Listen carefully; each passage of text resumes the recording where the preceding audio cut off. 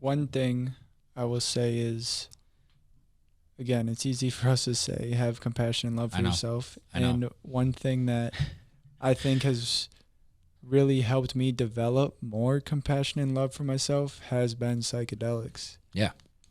It hasn't been an experience of I'm getting high, this is fun. Yes. It's almost like going into a classroom, and you're really forced to look at you for who you are, and not just look at it, but really work through it.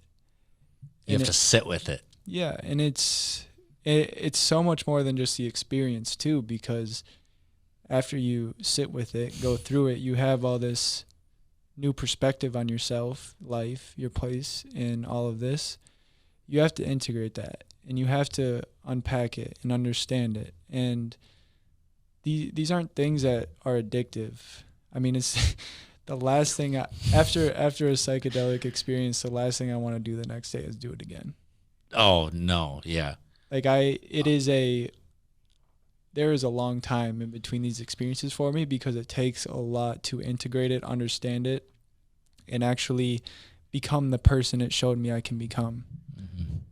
And I think that's what makes them so powerful, as opposed to these other forms of medicine like antidepressants, something you have to take every single day, that are that's a good point, toxic for your brain.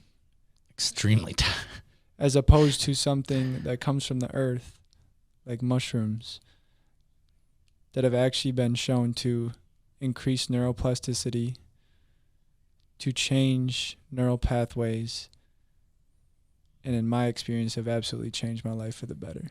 Well, and they've been proven to help with things like PTSD, depression, anxiety, and addiction. And I should say, and I heard Aubrey Marcus say this, and it was beautifully put. And he said, it's not the actual psilocybin or the substance that is doing any of the healing.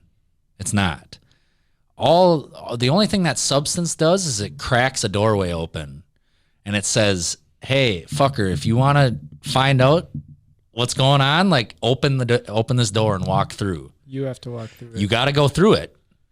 And that, like, when I say sit with it, people should understand, like, when I did my only trip of psilocybin I've ever had, it was like 3 or 4 hours.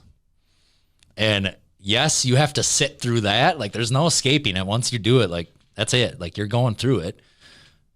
But like you said, I think it's the sitting with it for the days and weeks after.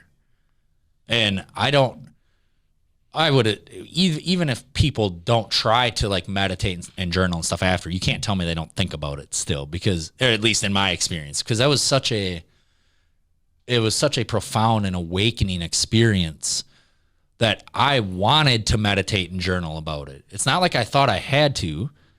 In fact, I kind of wanted to run away from it at first, but I was like, I have to figure out what the fuck this was. And the only way I could do that was to just sit with myself and write about it.